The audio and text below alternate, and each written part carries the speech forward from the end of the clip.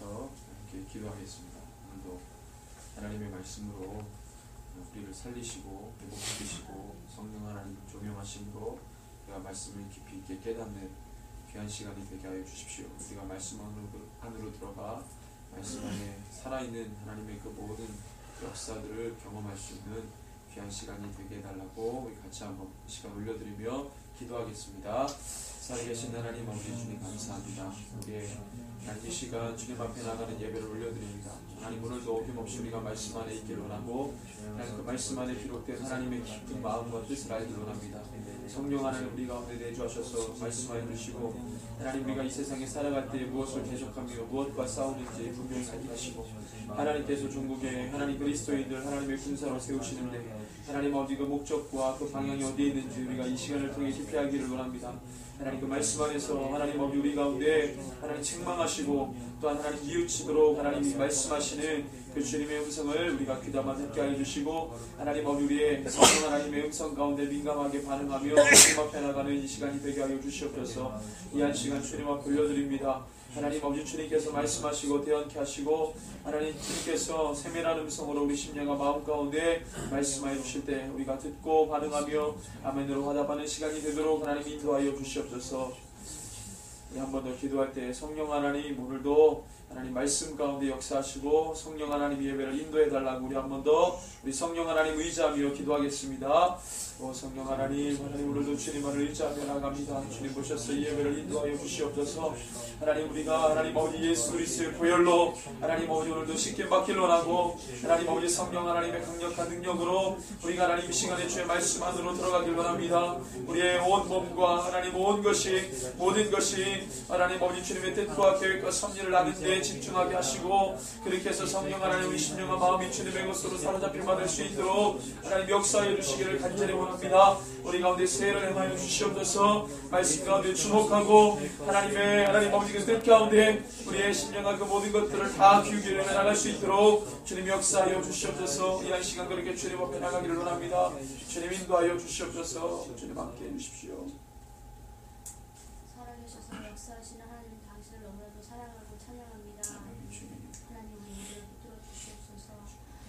세상을 바라보며 중보하는 자들을 주님 세워주시고 저희들은 늘 깨어 기도하는 자들을 하나님 인도하여 주시옵소서. 하나님 저희들이 이 말세일 때 아버지 하나님 늘 깨어있길 원합니다. 다른 사람들처럼 아버지 하나님 세상을 바라보고 하는 것이 아니라 온전히 주님만 바라보며 표대를 향하여 나아가길 원합니다.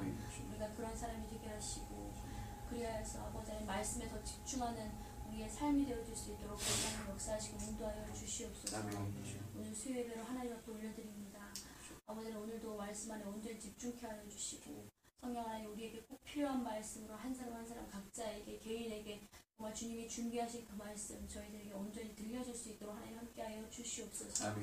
저희들 그 말씀 아멘으로 화답하며 또 삶 가운데 적용하며 나아가기 원합니다.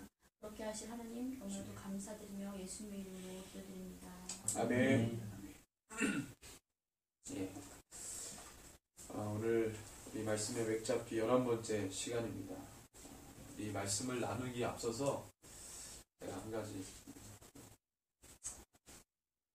나눌 말이 있어서 먼저 나누고 그 다음에 말씀 들어가겠습니다. WCC에 관한 얘기인데요. 이제 우리나라에서 열리는 것이기 때문에 관심을 갖는 분들과 그 다음에 이제 어떻게 진행되고 있는지 그 부분에 대해서 이제 좀 말씀을 좀 드리려고 합니다.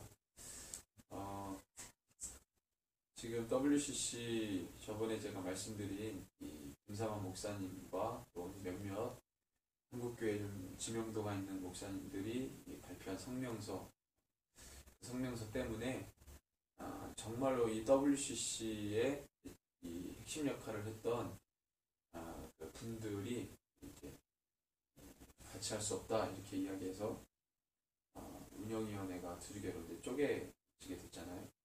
그래서 WCC를 찬성했던 한기총이 한국기독교총회 연합회 한기총이 그것에 대해서 강력하게 반발하며 그렇다면 너희들하고 같이 할 수 없다. 그래서 WCC를 이제 반대하는 걸로 다 돌아섰어요. 그래서 지금 형국은 어떤 거냐? 여러분들 WCC는 한국교회 교인들 잘 몰랐어요. 우리나라에서 금년에 유치한다고 결정나고 작년까지만 해도 WCC에 대해서 잘 몰랐어요. 운영위원회 맡은 분도 몰랐다고 하니까 WCC가 뭐 하는 단체인지. 한국교회 교인들이 도대체 WCC가 뭐냐? 죄송한 얘기지만 장신대 통합 측 신학교인 장신대 신학생들도 WCC는 에큐메니칼 신학을 배우지만 WCC 뭔지 잘 몰라요. 세계교회협의회 정도로만 알지 교회 협력 교회 연합체 정도로만 알지 이 구체적으로 WCC가 세계적으로 뭐 하는 단체인지 잘 몰랐죠. 근데 그 WCC가 한국에서 개최한다는 소식을 듣고 지명도 있는 목사님들이 운영위원장을 맡으면서 이제 굉장히 이제 많이 알았죠. 알게 됐죠. 그러면서 WCC의 진짜 본 모습을 한국 교회가 몰랐는데 알게 됐어요. 그래가지고 거의 다 돌아섰습니다. 거의 다 돌아서고 심지어 통합 측에 있는 통합 측은 이제 WCC 에큐메니카 신학에 기반으로 한 교단이었기 때문에 근데 그 교단 통합 측 안에서도 어떤 목사님이 그 정치 쪽에 있는 분인데 글을 썼어요. 도대체 WCC 지금의 WCC는 함께 할 수 없다. 통합 측이 WCC에 나오든가 아니면은 이번 이 한국 유치를 처리하자. 그렇게 강력하게 이제 이야기를 하고 글을 썼습니다. WCC를 우리나라에서 유치하고자 한 부분에 대해서도 굉장히 후회스럽다 이런 얘기를 했습니다. 원래는 시리아 이 유치 장소를 놓고 몇몇 개최지를 선정을 하는 가운데 있어서 가장 유력했던 곳이 시리아였습니다. 시리아의 다마스커스. 시리아에 있는데 이제 시리아가 내전 때문에 뭐 안 됐는지 하여튼 거기 안 되고 우리나라가 됐는데 그렇게 된 거에 대해서 굉장히 후회스럽다.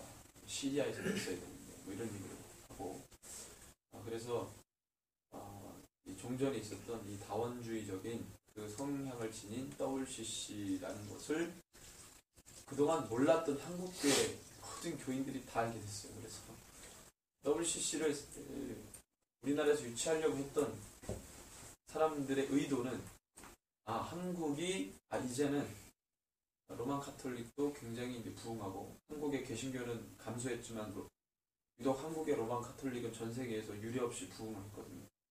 그래서 되겠다고 생각을 했어요. 되겠다. 그래서 이런 부분에 대해서 한국이 잘 받을 수 있겠다라는 생각을 하고 했는데 뚜껑 열어보니까 엄청나게 반발을 하는 거예요. 그게 그 분기점이 됐던 게 성명서입니다. 성명서를 냈더니 WCC의 본래의 정신과 신학을 갖고 있던 사람들이 반발하기 시작하면서 드러나게 됐어요. 그거를 보는 같은 이 통합측 교단 안에 여러 목사님들 다 돌아서고 대회장을 맡았던 분들도 심기가 불편하고 모든 교인들이 다 알게 돼서 다 등돌리고 한국교회가 지금 그렇게 됐습니다. 그래서 개최가 돼도 미미한 수준으로 개최가 될 거고 많은 교회들이 동의하지 않는 상황에서 개최가 되겠죠. 안 되면 더 좋고 하더라도 그렇게 큰 영향력은 되지 않겠다. 그래서 어떻게 보면은 굉장히 하나님이 그렇게 섭리하신 것 같아요. 그들이 계획하고 의도한 바대로 가지 않게 됐어요. 엉뚱한 곳에서 돈 문제, 정치적인 문제. 그게 단편적으로 보면 원론적인 측면에서는 되게 문제잖아요. 돈 문제, 정치 문제. 근데 하나님이 기가 막히게 돈 문제, 정치 문제, 그러니까 우리의 연약함을 통해 반전시키신 거예요. 그걸로 넘어져서 결국에는 한국교회가 WCC 다 알게 됐고 깨져가지고 지금 다 등 돌리고 이제 그런 부분이 있게 됐습니다. 몰랐던 사람들 WCC 다 알았어요. WCC 안 좋은구나. WCC 안 좋은구나. 그 정도 이제 다 알게 된 거죠. 몰랐다가 이제 다 알게 됐어요. 그래서 참 형국이 이렇게 됐기 때문에 우리가 더 기도하면 그래도 한국이 제가 노상 얘기하지만 한국교회는 보수신앙의 마지막 보루예요. 한국이 넘어가면 버틸 수 있는 민족교회가 없습니다. 참 어렵게 됐어요. 한국이 저는 사실 뭐 수적으로 하면은 중국이 뭐 지금 1위인데 질적인 측면에서는 한국이 그래도 어느 정도의 역할을 세계교회에서 하고 있다고 생각을 하는데 그것이 이제 보수신앙이거든요. 보수라고 하는 것은 이제 뭐 다른 게 아니고 말씀이 진리다. 예수 그리스도가 구원의 유일한 소망이다. 그죠? 그런 부분들.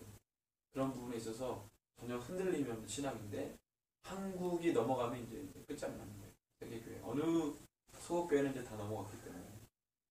그래서 원래 WCC의 원래 정신이 이제 기록으로 되어 있습니다.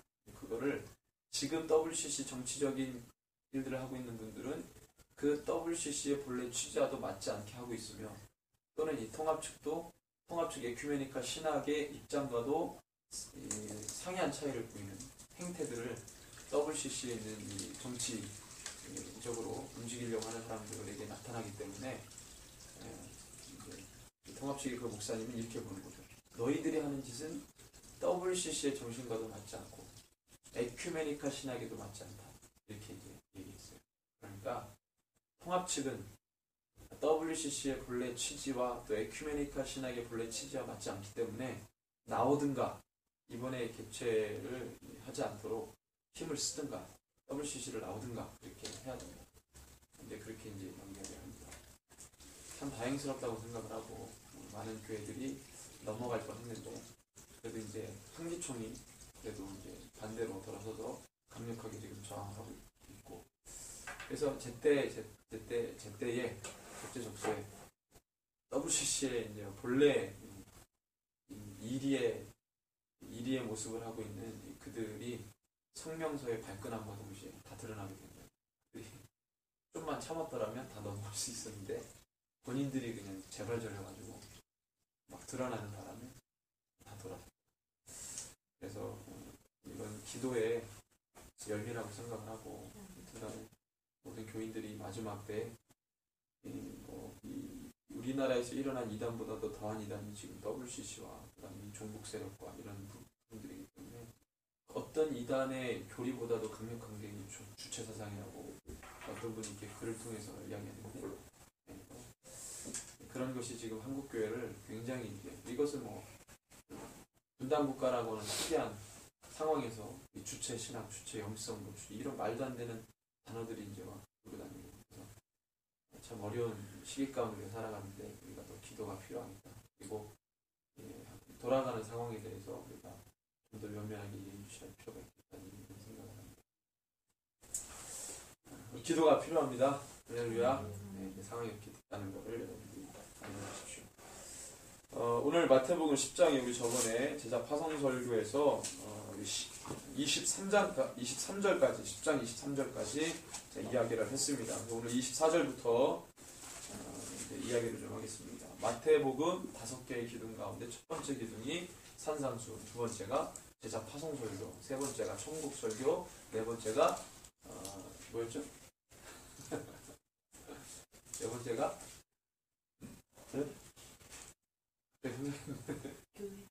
교회 설교. 마지막이 종말 설교.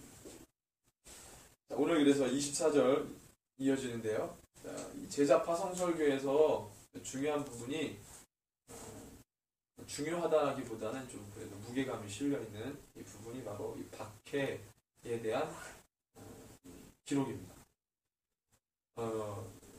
믿는 자, 단순히 믿는 자가 아니고 사역자입니다. 사역자. 단순히 믿는 자가 아니고 사역자예요. 제자 파송설교라는 걸 잊지 마시고 제자 파송설교라고 하는 이 바운더리에서 박해했습니다. 그래서 내가 너희를 보내는데 자, 너희는 박해를 받을 거다. 그랬어요. 그래서 예수님이 이 구도를 잘 이해하기 위해 예를 이제 들어가시면서 16절 같은 예를 드시죠. 그래서 제자를 파송해 놓고 그 다음에 너희가 박해를 받을 건데 마치 이게 뭐와 같냐라고 했을 때 16절에 보라 내가 너희를 보냄이 양을 이리 가운데로 보냄과 같도다. 그러니까 주님이 제자들을 이 세상 가운데 보내는데 이리가 득실득실한 곳에 잘 훈련된 양들을 이제 파송하는 거죠. 그러니까 이리는 양을 잡아먹으려고 그러잖아요. 그 상황 가운데 보낸다 그랬어요. 그래서 고난 박해 끝까지 견디는 자 너희들이 미움을 받고 끝까지 견디는 자 구원을 받고 그 다음에 23절 박해 이야기를 합니다. 어려움의 이야기를 지금 하는 거죠. 자, 그 다음에 나오는 게 24절부터 나오는데, 자, 24절과 25절과 26절을 여러분들이 읽으면요, 이게 도대체 무슨 얘기인가, 갑자기 이런 얘기가 왜 튀어나왔나 그럴 거예요. 24절, 25절, 26절을 같이 한번 읽겠습니다. 제자가 그 선생보다 또는 종이 그 상전보다 높지 못하나니 제자가 그 선생 같고 종이 그 상전 같으면 족하도다. 집주인을 바알세불이라 하였거든. 하물며 그 집사람들이라. 그런즉 그들을 두려워하지 말라. 감추인 것이 드러나지 않을 것이 없고 숨는 것이 알려지지 않을 것이 없느니라. 아멘.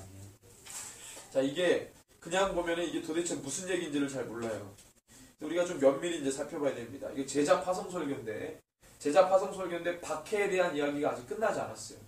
그래서 제자 파송 설교에서 박해 부분은 굉장히 많습니다. 무게감이 있다는 거예요. 이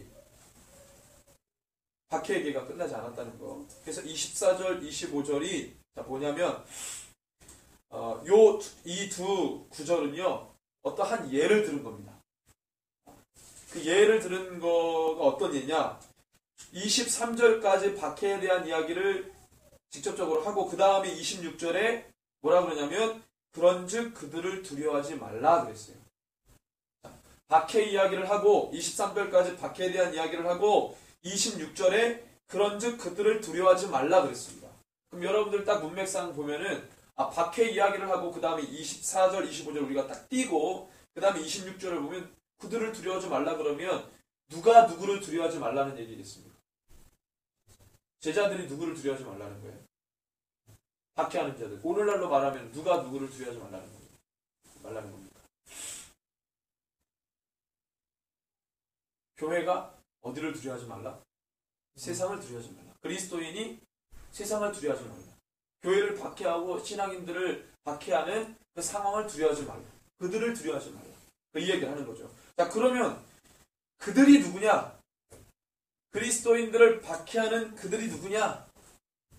그리고 왜 이런 구도가 있냐? 이것을 예로 설명하는데 24절, 25절이에요. 예수님의 설교의 스타일인데, 제자가 그 선생보다 또는 종이 그 상전보다 높지 못하나니, 이거는 제자하고 종과 상전과 무슨 스승의 이건 관계를 이야기하려고 이 말을 한 게 아니고요. 자, 25절에 제자가 그 선생 같고 종이 그 상전 같으면 족하도다. 여기까지 24절에서 25절 족하도다까지 이야기를 하면 제자가 그 선생보다 높습니까? 높지 못합니까? 일반적인 지식으로는. 네? 제가 어떻게 물어봤죠? 제자가 그 선생보다 높아요? 안 높아요? 일반적으로. 안 높죠. 종이 상전보다 높습니까? 안 높습니까? 일반적인 거란 말이에요. 일반적인 개념을 딱 놨어요. 그런데 제자가 그 선생 같고 이 종이 상전 같으면, 다시 말하면 제자가 제 스승만큼 되고 종이 그 상전만큼 되면, 주인만큼 되면 이라는 뜻이죠. 본래는 일반적인 지식으로는 종이 상전보다 높을 수 없고 제자가 스승보다 높을 수 없는데 그게 같아지면 족하다 이거예요. 만족스럽다 이거예요. 그 다음에 여기까지 우리가 이해하는데 그 다음에 집주인을 바알세불이라 하였거든. 그러니까 그 전에 종과 상전, 종과 상전 주인, 스승 제자 이 관계를 이야기하려는 게 아니라 그 뒤에 거를 이야기하려고 이 앞에 것을 이야기한 거예요. 그럼 뒤에 게 뭐냐? 집주인을 바알세불이라 하였거든. 하물며 그 집사람들이랴. 요게 키포인트라는 거예요. 얘네들을 두려워하지 말라는 건데, 집주인과 이 집주인은 누구를 말하는 거겠습니까? 집주인과 집사람들이 나오죠. 집주인과 집사람들이 나오는데 이 집주인은 누구를 말하는 거겠습니까? 이 집주인은 누구를 말하는 거냐면 이제 말씀드립니다. 이 집주인은 유대인의 왕 예수 그리스도를 말하는 거예요. 유대인의 왕 예수 그리스도. 자, 이것을 여기서 바알세불이라고 나오는데 이 바알세불 논쟁이 이 전에 나와요. 9장에 나와요. 그래서 9장 34절에 바리새인들, 종교 지도자들이 예수님을 어떻게 생각하고 있었냐면 쟤는 바알세불의 힘을 입어서 귀신을 쫓아내고 병을 고친다고 생각했어요. 34절을 같이 읽어볼까요? 바리새인들은 이르되 그가 귀신의 왕을 의지하여, 귀신의 왕이 예수님 당시 제자들 당시 때 귀신의 왕 그러면 바알세불 그랬어요. 바알세불이라는 뜻이, 바알은 우리가 무슨 뜻이라고 했습니까? 주인이라는 뜻이에요. 바알, 주인. 바알이 구약에서 뭘로 나왔습니까? 신으로 나왔잖아요. 우상으로. 바알신. 그 바알이에요. 바알. 바알이 원래 뜻이 주인, 뭐 이런 뜻이에요. 그 다음에 뒤에 세불은 이 사당, 장소 이런 곳이에요. 그러니까 바알세불 그러면 이 주인의 사당, 바알을 섬기는 무슨 주인, 이 장소, 뭐 이런 뜻인 거죠. 이 바알세불이 통상 뭘로 이 당시, 예수님 당시 때 이렇게 여겨졌냐면, 이 파리떼 왕. 파리떼 왕. 그러니까, 여러분들 이 더러운 곳에 뭐가 많아요? 네? 파리가 많잖아요. 썩은 곳에 파리가 많잖아요. 귀신이 모인 곳에 뭐가 있겠어요? 파리가 있죠. 오물이 가득한 곳에 파리가 끼잖아요. 그래서 보통 바알세불 그러면 파리떼 왕 또는 이 바알신을 섬기는 무슨 이 장소 뭐 이런 뜻으로 생기겠죠. 이게 무슨 뭐 제가 보니까 문학에도 이렇게 나오고요. 신라권에도 바알세불이 나오더라고요. 신라권에 바알세불이 나오는데 이 바알세불, 그 다음에 또 어디 다른 곳에는 또 바알세불이라는 이게 나오는데, 바알세불이 귀신의 사단의 오른팔 뭐 이런 식으로 나오고, 그러니까 성경에서도 바알세불은 거의 사단은 아니지만 사단급의 아주 강력한 악의적인 힘을 갖고 있는 이 귀신 존재, 뭐 이렇게 이제 여겼다는 거죠. 그래서 이 귀신의 왕 바알세불을 힘입어서 귀신을 쫓아낸다, 각종 능력을 행한다라고 종교 지도자들이 그렇게 예수님을 생각하는 것을 예수님이 어떻게 해요? 알고 있었어요. 그래서 그것을 염두에 두고 10장에 이제 이야기하는 거죠. 집주인은 바알세불이라 하였거든 하물며 그 집 사람들이라 그랬어요. 유대인이 진정한 유대인의 왕을 누구라고 여겼다고요? 바알세불이라고 여기니 그 집주인을 그렇게 여긴 종이, 그 전에 있는 구도로 생각하면 그 종이 집주인을 뭐라고 생각했다고요? 바알세불이라고 생각했으니 이 종이 원래는 상전보다 높습니까? 안 높습니까? 안 높잖아요. 근데 비등비등해졌어요. 그래서 종이 그 집주인에게 바알세불이라고 그러니 예수님이 뭐라고 그랬냐면 하물며 그 집 사람들이라 이렇게 얘기를 한 거예요. 주인도 몰라보는, 주인도 귀신의 왕이라고 생각하는 니네들이 같은 유대인들을, 너희들을 하찮게 여기지 않느냐, 이 얘기를 하는 거예요. 이게 지금 계속 나옵니다. 12장에는 아예, 12장에도 이제 바알세불 논쟁이 아주 강력하게 나오는데 이게 끝나질 않아요. 예수님이 바알세불 귀신의 능력을 힘입어서 뭔가를 한다라고 하는 이 논쟁은 또 나와요. 12장에는 아주 집중적으로 나와요. 근데 이 누가복음이나 마가복음의 이 바알세불 논쟁, 같은 사건을 기록하는 이 바알세불 논쟁할 때는 예수님이 뭐라 그러냐면 이거는 성령을 해방한 죄다 그랬어요. 마태복음 12장에는 이거 가지고 예수님이 뭐라 그러냐면 사하심을 얻지 못하는 죄. 그게 바로 뭐예요? 성령을 해방한 거. 인자를 말로 고역하면 사하심을 얻지만 하나님의 일, 성령을 해방하면 사하심을 얻지 못한다고 했어요. 그래서 이 예수님을 갖다 놓고 바알세불 논쟁하는 거는 이게 엄청난 일인 거예요. 그래서 이게 이제 진행이 되는데, 하여튼 여기서는 그렇게 해서 예수님이 그 당시에 종교 지도자들의 모습을 이야기를 한 거예요. 원래는 일반적으로는 종이 상전보다 높지 못한데 비등비등해졌어. 그러니까 막 자기 주인에게 뭐라 그래요?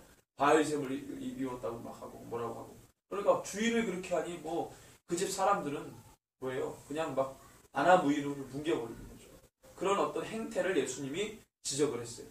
그래서 이들을 뭐 하지 말라? 두려워하지 말라는 거예요.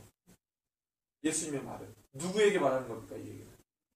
복음을 갖고 있는 제자들. 예수님을 전하는 제자들에게 이 얘기를 예수님이 하는 거예요. 요 아이들을 두려워하지 말라 그랬어요. 그 다음에 이야기하시는 게 감추인 것이 드러나지 않을 것이 없고 숨은 것이 알려지지 않을 것이 없다. 반드시 드러난다. 비밀은 드러나게 돼 있어요. 내가 너희들에게 자그마하게 27절이죠. 내가 너희에게 어두운 데서 이루는 것을 너는 광명한 데서 말하며 너희가 귓속말로 듣는 내가 너희에게 모르겠지만 하여튼 예수님이 선언한 너와 내가 같은 낙원에 있겠다고. 그 낙원이 어떤 낙원인지는 하여튼 해석이 많은데 중요한 건 예수님이 너와 내가 같이 있다. 오늘 밤 너가 나와 같이 있다. 할렐루야. 해석이 이 낙원이 무슨 뭐 어디 천국이냐 어디냐 해석이 많아요. 거두절미하고 그냥 예수님이 너가 나와 오늘 내가 함께 있겠다 그러면 할렐루야 아닙니까?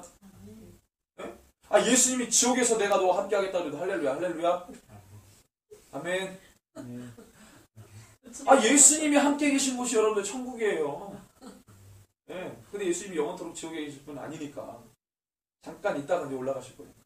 하여튼 간에 그 강도가 그 자리에서 그 죽음 앞에서 그거는 자연스러운 반응이 아니라 그랬어요. 그 딴 쪽에 있는 강도가 막 예수님 욕하고 이게 자연스러운 반응이지. 그렇죠? 근데 그 극한의 상황에서 예수님을 시인한다? 뭐 조롱하면서 예수님을 폄하하면서 예수님 인정한 게 아니잖아요. 그래 당신 뭐 죄 없는 것 같아 그래 뭐 이런 식으로 인정한 게 아니잖아요. 마음을 다해서 그 죽음 앞에서 자기가 서서히 죽어가는데 그 죽음의 공포 앞에서 사선에서 예수님을 마음 다해서 고백했다는 것은 그의 만약 이 사람이 40살 돼가지고 십자가에 걸렸다. 그러면 39년 동안 아니면 십자가에 걸리기 전까지 죄를 지었다. 그 고백 하나가 그 모든 죄를 덮어버리는 거예요. 할렐루야.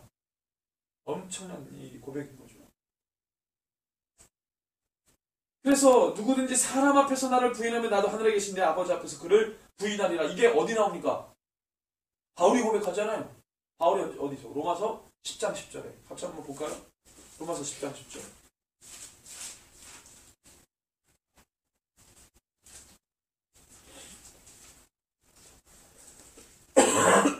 우리가 잘 아는 말씀인데요. 10장 10절. 같이 읽습니다. 사람이 마음으로 믿어 의에 이르고 입으로 시인하여 구원에 이르느니라. 이게 어느 상황에서 말한 거라 그랬습니까? 일상적인 대화에서 나오는 얘기가 아니에요. 박해적인 상황에서. 박해적인 상황에서. 그러니까 대비가 되잖아요. 베드로는 십자가를 보고 도망갔단 말이에요. 근데 얘가 또 양심은 있으니까 예수님 갈 때 다른 제자들은 다 꽁무니를 내뺐는데 얘는 또 수제자 아닙니까? 좀 체면도 있고 좀 애가 양심이 그래도 막 충동질하니까 그냥 따라갔어. 따라갔는데 거기서 불 쬐고 있는데 막 사람들이 너 베드로 아니냐? 너 예수 따라갔던 그놈 아니냐? 막 했을 때 베드로가 그 앞에서 어떻게 했어요? 그래 나 예수쟁이다. 그래 나 예수 믿었어. 나 예수 따라갔어. 그랬으면 그 사람들 앞에서 예수를 시인했으면 얼마나 좋았겠어요. 그렇죠? 물론 그랬으면 디베라 바닷가에서 극적인 상황은 연출이 안 됐겠지만 그래도 그 사랑이 디베라 바닷가에서 사랑하고 뭐 똑같은 거 아니겠어요? 그때 시인한 사랑이나 한번 실패하고 디베라 바닷가에서 회복된 사랑이나 똑같은 거겠죠. 근데 그때 거기서는 못했다 이 말이에요. 베드로가 시인을 못했어요. 그 죽음 앞에서 시인 못했어요. 근데 디베라 바닷가에서 다시 예수님이 부활하신 예수님이 그를 또닥거리면서 요한복음 21장에 나오잖아요. 마지막에 뭐 합니까? 사명 주고 끝내요. 한번 볼까요? 처음에는 십자가 앞에서 도망갔던 베드로가 나중에 부활하신 예수님 디베라 바닷가에서 만나가지고 예수님이 베드로에게 이제 말씀하십니다. 그게 이제 마지막 장면이에요. 자, 이 17절, 15절에서 17절까지 사랑 확인하시고 18절, 19절 같이 시작. 내가 진실로 21장 18절 19절입니다. 내가 진실로 내게 이르노니 너가 젊어서는 스스로 띠띠고 원하는 곳으로 다녔거니와 늙어서는 내 팔을 벌리리니 남이 내게 띠띠우고 원하지 아니하는 곳으로 데려가리라. 이 말씀을 하시면 베드로가 어떠한 죽음으로 하나님께 영광을 돌릴 것을 가리키심이니라. 이 말씀을 하시고 베드로에게 이르시되 나를 따르라 하시니 따라가잖아요. 거기서는 처음에는 도망갔는데 따라왔단 말이에요. 여러분들 이 상황을 우리가 드라마를 찍는다고 생각하면 이렇게 연출할 수 있어요. 처음에는 많은 사람들 앞에서 예수 그리스도를 시인을 못했어요. 근데 나중에는 사랑을 회복한 베드로는 이제는 뭐 할 수 있어요? 많은 사람 앞에서 예수를 시인할 수 있어요? 없어요? 시인할 수 있는 거예요. 순교에 대한 이야기를 이 예수님께서 베드로에게 하셨다 이거예요. 그때는 예스 오케이 따라가겠다 이거예요. 시인하겠다 이거예요. 시인이에요. 시인. 그게 구원에 이르는 거예요. 마음으로 믿은 예수를 너가 박해를 받는 상황에서 마태복음 10장의 제자 파송 설교 사역자를 보내는 상황에 박해가 있다 이거예요. 고난이 있다 이거예요. 너를 죽이려고 덤벼드는 이 일대가 득실거린다 이거예요. 거기서 너가 나를 믿는다고 시인할 수 있겠냐 이거예요. 고백할 수 있겠냐는 거예요. 내가 사역자다. 내가 그리스도인이다. 너가 담대하게 선포할 수 있다는 거예요. 자, 이 상황이요. 굉장히 축약돼가지고 어느 상황까지 예수님이 말씀하시냐면 34절에서 39절 그 박해받는 상황이 그 박해의 상황이 어느 상황까지 치달았냐면 30절, 34절, 39절입니다. 마태복음 10장 34절, 39절 시작. 내가 세상에 화평을 주러 온 줄을 생각하지 말라. 화평이 아니오 검을 주러 왔노라. 내가 온 것은 사람이 그 아버지와 딸이 그 어머니와 며느리가 시어머니와 불하게 하려 함이니 사람의 원수가 자기 집안 식구리라. 아버지나 어머니를 나보다 더 사랑하는 자는 내게 합당하지 아니하고 아들이나 딸을 나보다 더 사랑하는 자도 내게 합당하지 아니하며 또 자기 십자가를 지고 나를 따르지 않는 자도 내게 합당하지 아니하니라. 자기 목숨을 얻는 자는 잃을 것이요 나를 위하여 자기 목숨을 잃는.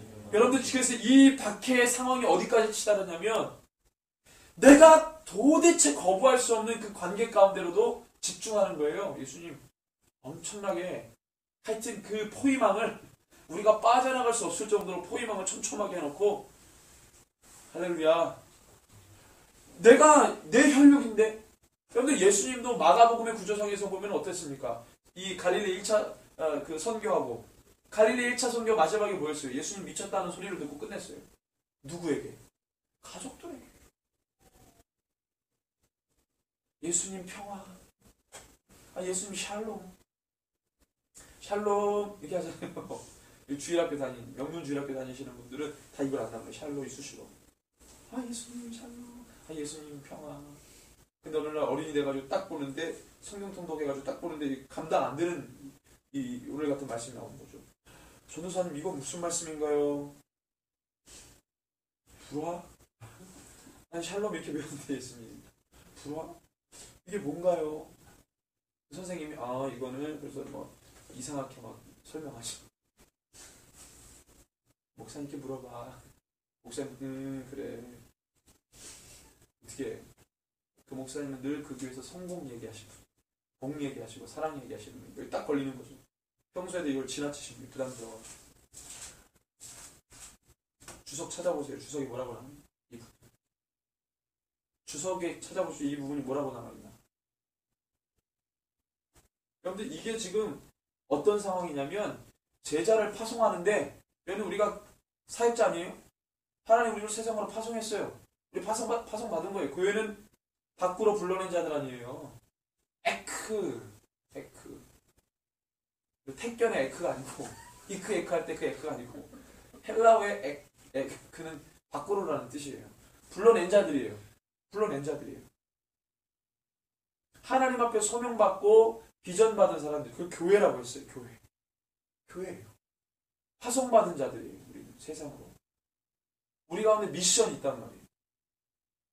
어떤 사람이 이 미션을 너무 정확하게 받은 사람이 있는가 하면 그 교회 구성원 가운데 어떤 사람은 피하고 싶은 사람이 미션이 부담스러워가지고 근데 교회 안에는 있고 싶은 사람이 근데 이 미션을 피하고 싶은 사람이 그렇게 막 혼자가 돼가지고 교회 안에 막 뒤죽박죽 막 그렇죠. 그렇지만 그렇다 하더라도 교회 하나님이 이 교회를 딱 세우신 교회를 바라보시면서는 자기의 미션을 심은 것을 보고 계시는 거죠. 그 교회는 내가 너에게 준 미션이 있지. 내가 너에게 준 사명이 있지. 내가 너에게 준 비전이 있지. 내 거야. 내 비전이야. 너희들이 그것에 모아지고 딱 집합이 되면 그게 교회야. 예수님 하나님 그렇게 보시는 거죠. 교회를 했을 때. 근데 이 교회 하나님이 세상으로 우리를 내보내신 이 부분 이 교회가 이 교회 구성원이 이 그리스도인 한 사람 한 사람이 처하는 그 박해라고 하는 상황 고난이라고 하는 상황은 내가 정말로 떼어낼 수 없고 내가 정말로 거부할 수 없는 거절할 수 없는 그런 상황에서도 여전히 적용이 돼야 된다는 거예요. 그래서 여러분들 예수님이 무슨 파괴자입니까? 여러분 예수님이 파괴자가 아니죠. 예수님이 사랑이시죠. 여기 단서가 있어요. 무조건 하나님 내가 검을 주러 왔다. 다 죽여버릴 거야. 이게 아니에요. 내가 그냥 불화하게 할 거야. 예수님은 그런 트러블메이커가 아니란 말이에요. 자, 그래서 이 내용을 극대화시키기 위해 중요한 이야기를 앞에 띄워놓고 그 다음에 그 기준을 이야기하시는데 37절부터가 자 아버지나 어머니를 누구보다 예수님보다 더 사랑하는 자는 합당하지 않다. 내게 합당하지 않다. 누가 기준입니까? 예수. 그래서 아브라함이 이삭을 드릴 때가 너무 귀한 거예요, 여러분들. 아브라함이 그냥 멘붕 상태에서 아들 그냥 눈 흰냐 이렇게 이삭을 드린 게 아니에요. 거의 홀려가지고. 여러분들 창세기 어디에 나옵니까? 이삭 번제로 드리는 게 창세기 22장이죠. 자, 22장 보십시다. 하나님이 침을 튀겨가면서 아브라함에게 말씀하시는데 뭐라고 말씀하시는지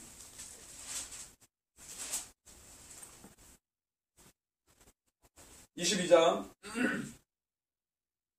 11절 12절 시작. 여호와의 사자가 하늘에서부터 그를 불러 이르시되 아브라함아 아브라함아 하시는지라. 아브라함이 이르되 내가 여기 있나이다 하매 사자가 이르시되 그 아이에게 내 손을 대지 말라. 그에게 아무 일도 하지 말라. 내가 내 아들 내 독자까지도 내게 아끼지 아니하였으니 내가 이제야 너가 하나님을 경외하는 줄을 아노라. 16절 시작. 이르시되 여호와께서 이르시기를 내가 나를 가리켜 맹세하노니 너가 이것 행하여 내 아들 내 독자도 아끼지 아니하였으니. 구약도 신약도 우리의 삶의 기준은 예수 그리스도 하나님이시죠. 그래서 나보다 더 사랑하느냐? 예수님보다 가족을 더 사랑해? 아유 주님, 내 눈으로 지금 내 자녀들과 내 가족이 있잖아요. 당연히 사랑하죠. 근데 예수님은 그것보다도 예수님을 더. 예수님이 안 계시면 우리가 소유하고 있는 모든 것에 가치가 있을까요? 없을까요? 가치 문제인데 예수님이 없다? 가치가 없습니다. 그게 무슨 가치겠어요? 예수님이 계시니까 우리가 소유한 모든 것에 가치가 부여된 거죠. 예수님이 없으면 우리가 가지고 소유는 다 똥이에요, 똥. 예수님이 계시니까 값진 거예요.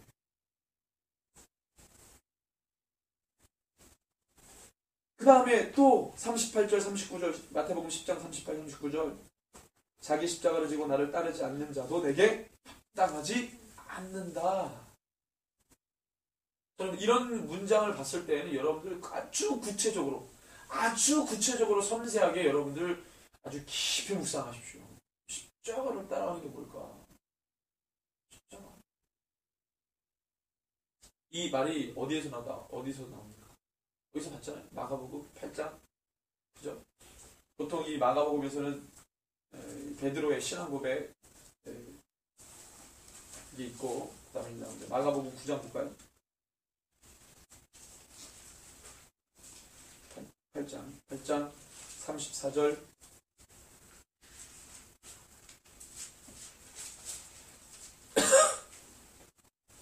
예수님의 진정한 제자는, 이거는 베드로 신앙 고백 다음에 나오는 건데 8장 34절 시작. 무리와 제자들을 불러 이르시되 누구든지 나를 따라오려거든 자기를 부인하고 자기 십자가를 지고 나를 따를 것이니라가 예수님이 말한 참 제자의 조건입니다. 너희들이 받는 박해 상황이 너희들이 친 골육이라 할지라도 예수님을 따라가야 참 내 제자다. 거기서도 세상을 택하지 않고 너의 골육이라 할지라도 그것을 택하지 않고 나를 택하는 것. 여러분들 이런 얘기 많이 들었을 거예요. 예수를 믿는데 여러분들 이 지인과 가족으로부터 고통받고 고난받는 사람들 많이 있습니다. 그리스도인들 가운데. 어떻게 하실 거예요? 그 다음에 그래서 이 십자가를 지고 나를 따르지 않는 자, 자기 십자가를 지고 나를 따르지 않는 자 합당하지 않대요. 여러분들 십자가가 무엇입니까? 십자가는 뭐죠? 십자가는 뭡니까? 십자가는 희생을 의미하지 않아요? 희생, 대속, 그 십자가죠. 그럼 예수님이 드신 십자가, 대속의 십자가, 우리에게 맡겨주신 십자가는 무슨 십자가입니까? 다른 십자가입니까? 희생, 대속의 십자가죠. 우리도 예수님이 드신 그 십자가, 대속의 십자가, 희생의 십자가를 우리도 지라는 거죠. 그게 우리 십자가죠. 그래서 한 알의 밀알이 땅에 떨어져 죽으면 많은 열매를 맺고 죽지 아니하면 그대로 있다고 그랬어요. 여러분들 그러면 그리스도인이 한 알의 밀알이 돼가지고 땅에 떨어져 썩을 내면 이 썩는다는 게 여러분들 어떤 식으로 받아들이겠어요? 그게 십자가를 지는 건데 희생이니까, 그죠? 대속이니까. 땅에 떨어져서 한 알의 밀알이 썩는다는 게 여러분 어떻게 받아들여주세요? 내가 진짜 땅에 콕 박혀가지고 내가 죽어야 되나? 그게 아니죠. 뭐겠어요?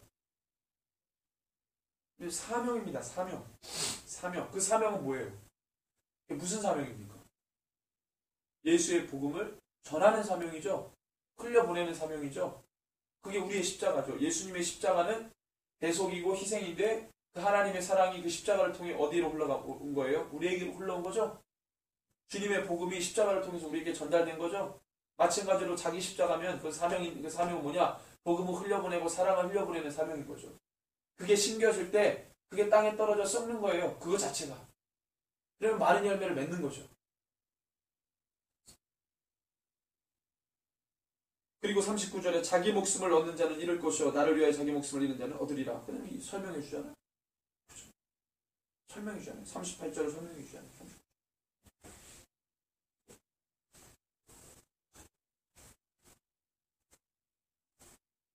그 다음에 40절에서 42절 같이 한번 읽어볼까요? 너희를 영접하는 자는 나를 영접하는 것이요 나를 영접하는 자는 나를 보내신 이를 영접하는 것이니라. 선지자의 이름으로 선지자를 영접하는 자는 선지자의 상을 받을 것이요 의인의 이름으로 의인을 영접하는 자는 의인의 상을 받을 것이요 또 누구든지 제자의 이름으로 이 작은 자 중 하나에게 냉수 한 그릇이라도 주는 자는 내가 진실로 너희에게 이르노니 그 사람이 결단코 상을 잃지 아니하리라 하시니라. 아멘. 이렇게 말씀하시는데 여기서 보면 여러분들 기준은 누굽니까? 누구를 기준으로 삼는 거예요. 예수 그리스도가 기준이잖아요. 40절에서 기준이잖아요. 너희를 영접하는 자는 나를 영접하는 것이요. 너희를 영접하는 자. 이 얘기는 뭐예요? 너희가 누군데? 너희의 정체성이 누굽니까? 네? 이 제자는 누구를 품은 제자예요? 누구를 믿는 제자예요? 누구를 따라가는 제자입니까? 그러니까 이 너희를 영접하는 자 그러면 너희는 누구를 품고 있는 너희라는 거예요? 예수 그리스도를 품고 있는 너희를 영접하는 자는 누구를 영접하는 거하고 똑같다고 그러는 거예요? 나를 예수 그리스도를 영접하는 것이요. 예수 그리스도를 영접하는 자는 누구를 또 영접하는 거예요?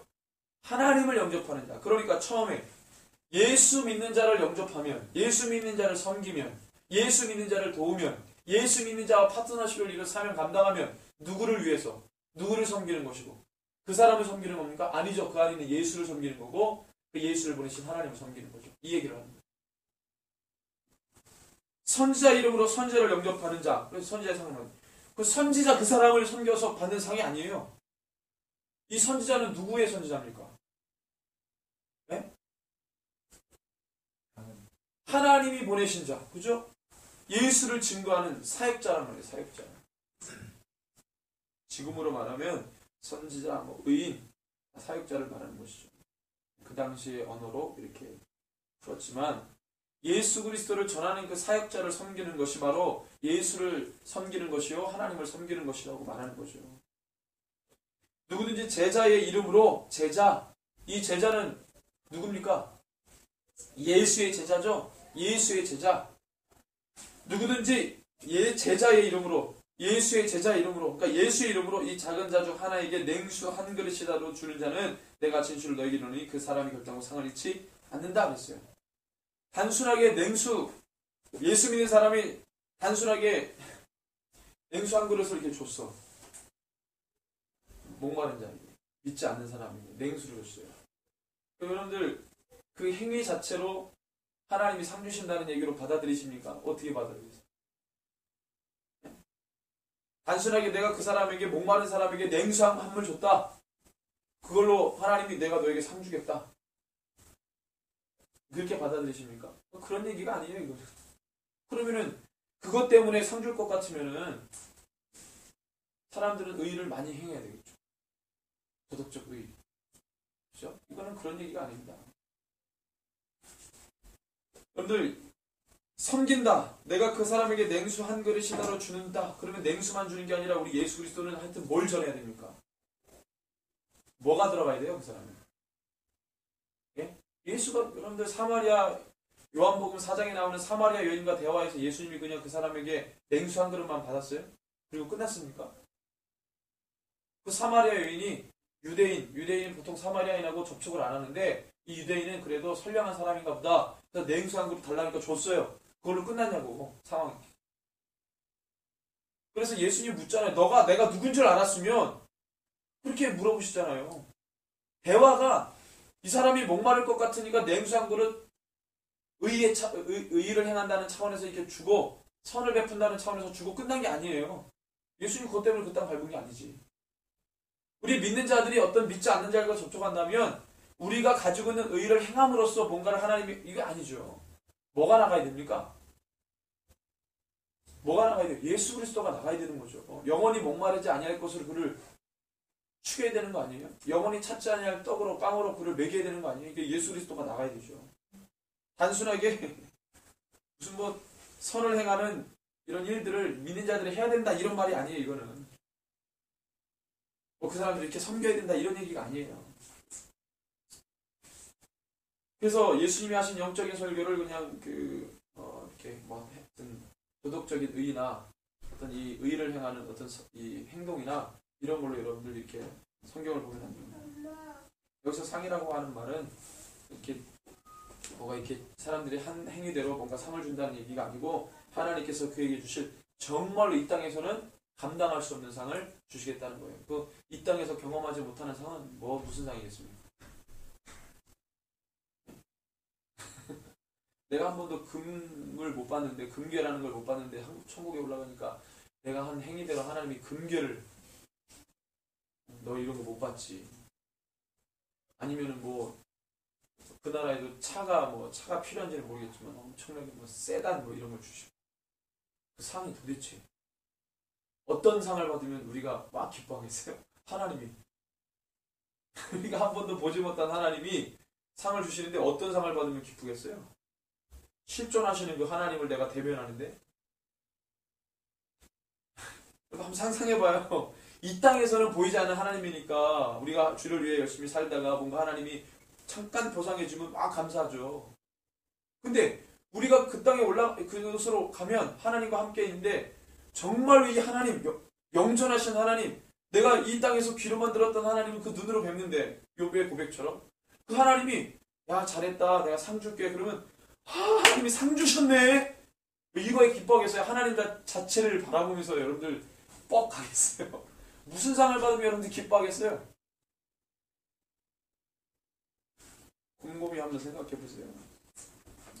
이런 자기가 받은 행위대로 주는 그런 상, 그런 얘기가 아니에요.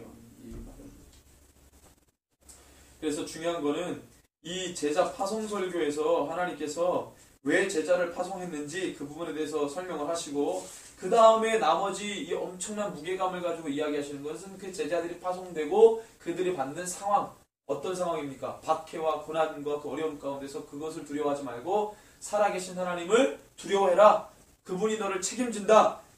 근데 너희들이 싸우는 그 상황이라고 하는 것은 너희들이 정서적으로 감당 못하는 이런 어떤 상황일 수도 있다. 그렇지만 그것을 돌파해내야 된다. 누구를? 예수 그리스도를 중심으로 기준으로 어느 상황이든지 어느 환경이든지 어느 곳에서든지 우리의 기준은 예수 빼면 아무것도 아닌 거예요. 가치가 없어요. 무가치한 거예요. 예수가 들어가야 작은 거라도 예수와 관련되어 있으면 엄청난 가치가 있는 거예요. 엄청나게 큰 거라도 예수하고 상관이 없으면 그건 똥인 거예요. 기준이 예수 그리스도 그걸 말씀하시는. 그러니까 새들을 막 날아가는데 하나님이 명하시지 않으면 땅에 떨어지지 않는 그 하나님의 신묘막측한 섭리, 그것을 행하시는 좌주자신 하나님, 그분을 두려워해라. 그죠? 그래서 그 예수 그리스도를 우리가 바라보면서 사역 감당하고, 그래서 하나님께서 우리에게 주시는 그 떠올라 이 땅에서는 맛볼 수 없는 그 최고의 것으로 보답하시는 그 하나님을, 그래서 너희들에게 상 주시는 이심을 기억해라라고 말했던 게, 내가 상 준다 해서 상이 막 이게 아니고 그것을 행하시는, 우리에게 보답하시고 보응하시는 누구를 보라는 거예요? 하나님을 믿으라는 거예요. 우리가 이 땅에서 주를 위해 열심히 사역 감당하고 박해적인 상황에서도 내가 목숨을 아까우지 않고 아브라함이 이삭을 아까우지 않고 하나님 앞에 드렸듯이, 그래서 하나님을 더 사랑한다라고 그의 행위로, 그러니까 이것은 어떤 상황이냐면 우리가 지금 봤던 이 하나님을 시인할 수 없는, 예수 그리스도를 시인할 수 없는 그 상황에서 예수님을 시인한 그 스트레스와 아브라함이 이삭을 드렸던 그 스트레스는 동일한 겁니다. 그걸 아세요? 그 열정과 이 신앙의 믿음은 동일한 거란 말이에요. 우리 가운데 그런 게 있어야 된다는 거예요. 그래서 우리가 그것을 할 때 하나님이 최고의 것을 우리에게 보답하십니다. 그러니까 주님을 보는 것입니다. 주님을 보는 거예요. 마지막. 저는 그럴 것 같아요. 왜냐하면 보이지 않는 하나님을 위해서 내가 보이는 것처럼 이 땅에서 정말로 주를 사랑했거든요. 그러면 마지막 날에 주님이 재림하시고 그 주님을 볼 때 순교를 할지 안 할지는 모르겠지만 하여튼 감사하게도 순교할 상황을 주셔가지고 순교해서 가시면 제가 올라가시면 정말로 감당 안 될 것 같아요. 그 하나님. 내가 주님 때문에 내가 주님 정말로 사랑해서 너무나도 그리워서 이 땅에서 주님께서 편지처럼 우리에게 주신 이 기록 말씀을 붙들고 이것을 보면서 하나님을 본 것처럼 이 글들 하나하나를 보면서 주님을 만난 것처럼 주님과 속삭이는 것처럼 대화하는 것처럼 그렇게 살았는데 진짜 주님을 보니 제가 주님이 뭘 준다 그러면은 그건 됐습니다. 그냥 주님 볼게요. 이럴 것 같아. 의미가 없습니다. 뭘 주님 살아계신 하나님을 보는데 그걸 뭘 주는 게 의미가 있겠어요. 주님과 함께 있는 것만으로도 감지덕수, 감사, 감개무량. 주님인 거예요. 주님. 모든 것이 예수 그리스도 하나님. 그래서 우리에게 그렇게 이건 위로잖아요. 야, 내가 너희를 보낼 건데 그 상황이 녹록하지가 않다. 근데 나를 믿어라. 두려워하지 마라. 모든 기준은 나다. 어떤 가족이라든지 어떤 직장이라든지 어떤 상황에 갖다 놔도 기준은 나다. 그거를 믿고 가면 너가 들어올 필요가 없다. 실제로 예수님이 제자들과 함께 있을 때에는 공생의 사역할 때에는 예수님의 가족이 예수님을 인정을 안 했어요. 볼까요? 인정하지 않았던 그 상황은 마가복음 3장 20절에서 21절 같이 읽습니다. 집에 들어가시니 무리가 다시 모임으로 식사할 겨를도 없는지라 예수의 친족들이 듣고 그를 붙들러 나오니 이는 그가 미쳤다. 유대인 사회에서 미쳤다 그러면 대부분 우리처럼 뭐 정신적으로 이렇게 이런 게 아니고 귀신 들렸구나 이렇게 판단했어. 유대인 2000년 전에 유대인 사회에서 저 사람 미쳤네 그러면 귀신 들렸구나. 예수의 친족들이 어떻게 했다고 예수님을 미쳤다고 생각했다면 이건 뭐 귀신 들린 거죠? 귀신 들린 사람은 어떻게 합니까? 붙들고 나오는 거예요. 멀쩡한 예수님을 친족들이 미쳤다. 귀신 들렸어. 그래서 장정, 조카들이 이제 누군지 하여튼 장정, 동생들이 왔는데 하여튼 장정들이 예수님 붙들고 나오는 거예요. 기사가 그렇게 있고. 근데 예수님이 승천하시고, 부활하시고, 승천하시고, 그거를 예수님이 친족들이 보게 되고, 그래서 예루살렘 교회 초대 우리식으로 말하면 총회장이 예수님의 동생이었던 야고보가 총회장이 됐죠. 왜 그럼 수제자 베드로가 총회장이 안 됐냐? 혈육에서 밀린 거죠. 야고보가 기적적으로 회개를 한 바람에 수장 자리를 베드로가 이제 복하고 혈연이 이제 통한 거죠. 혈연 지원 학연이 이제 떠나야 될 건데 예수님 할렐루야. 그래서 야고보가 극적으로 회심을 하는 바람에 예루살렘 교회 회장이 됐어요. 총회장이 됐어요. 베드로는 이제 2인자 하는 거죠. 그 다음에 이제 여러분들 서신서에 보면 유다서 나오죠. 유다서는 가룟 유다가 쓴 게 아니죠. 예수님의 동생 유다가 씁니다. 그러니까 예수님이 공생의 사역 때에는 제자들이 예수님의 친족들이 가족들이 예수님 인정할 수 없었어요. 나사렛에서 사역하시니까 예수님이 심히 이상히 여기시며 선지자가 고향에서는 인정을 받지 못하는구나. 그 말씀이 성취된 것이요. 심히 귀히 여기시며 그 땅에서 약간만의 사역을 하시고 나오시죠. 그리고 요셉의 아들 아닙니다. 그리고 많은 거예요. 정자가 치유되는데 요셉의 아들인데 그러고 많은 거예요. 그러니까 심히 귀히 여기시는 거예요. 저도 우리 집에 가면 인정 못 받아요. 여러분들 곰곰이 생각해보세요. 왜 우리 엄마 아빠는 나를 인정 안 해줘? 성경에 기록된 겁니다. 인정이 안 되는 거예요. 여러분들 가정에 가서 안방에서 여러분들 기도하시기 바랍니다. 선포하세요. 이상하네. 예수님도 귀 여기심을 우리가 지금 경험하고 있는 거죠. 그래서